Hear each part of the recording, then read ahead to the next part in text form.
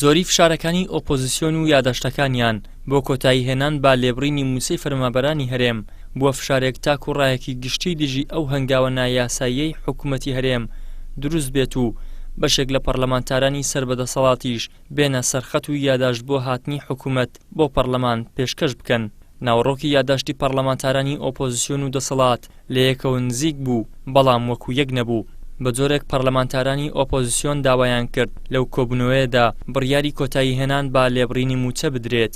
دەرکەو ئەمانە بەوە ناوەسن قاچاقی بکەن، کۆمپانیاکاری بکەن، بزەویە باشەکان داگیر بکەن.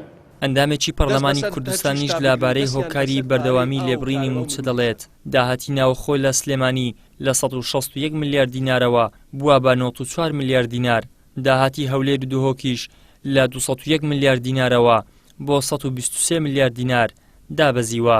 واتە لە مانجی ڕابردوودا ڕێژەی لە 142 داهاتی ناوخۆ لە هەردوو پارێزگای هەولێر و دهۆک وەک پارێزگای سلێمانی بە شێوەیەکی یەکسان کەمی کردووە.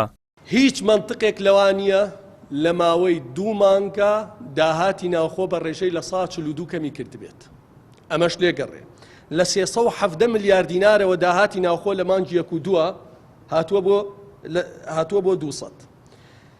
داهاتی سلێمانی لە 161 ملیار دینارەوە کە مانگی 1 بووە ئێستا هاتووە بۆ 94 ملیار، لە مانگی 5 ئەم مانگ کەمتریشە بێتەوە. داهاتی هەولێر و دۆک لە 201 ملیار و هاتووە بۆ 123 ملیار. یعنی لە ئیرادەی خواوە سلێمانی لە 142 کەمی کردووە، هەولێریش ڕێک لە 142 کەمی کردووە. پەرلەمانتاران دەڵێن ئەگەر حکوومەت تەنها لەگەڵ قسەکانی خۆی ڕاستی کردبا کە قسەکانی نایاساین ئەوە لێبڕین تەنها بۆ مانگێکە، بەڵام ئەوە ساڵێکە لێبڕین بەردەوامە. ئەگەر بڕیارە ناسایەکەی خۆشی جێبەجێ بکە حکوومەت ئەبووە لە مانگێکە کۆتایی بەو دابەشکردنە بێنە، چونکە بڕگەی بە لە خاڵی دووەمی بڕیارەکە ئەڵە بۆ مانگێک ئەمە کاتیە و بۆ مانگێکە، بەڵام ئەوە ساڵێکی تێپەڕاندووە هەر بەردەوامە و داهات زیایی کردووە، نرخی دۆلار بەرامبەر بە دینار زیایی کردووە، بەهاینەوت بە یەک بەرمیلەوە بە 76 دۆلار.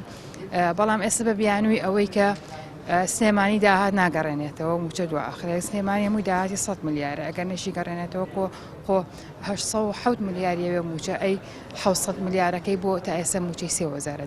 لە ئێستادا بە وتەی پەرلەمانتاران یەکێتی لە سلێمانی و پارتیش لە هەولێر و دهۆک لە 142 داهاتی ناوخۆ ناگەڕێنەوە بۆ خەزێنەی حکوومەت و ئەو بەشەی دیکەشی بە پچر دەنێرنەوە وەزارەتی دارایی، ئەوەش لە پاڵ گەندەڵی و قاچاقچێتیدا هۆکارێکی دیکەی دواکەوتن و لێبڕینی موچەیە.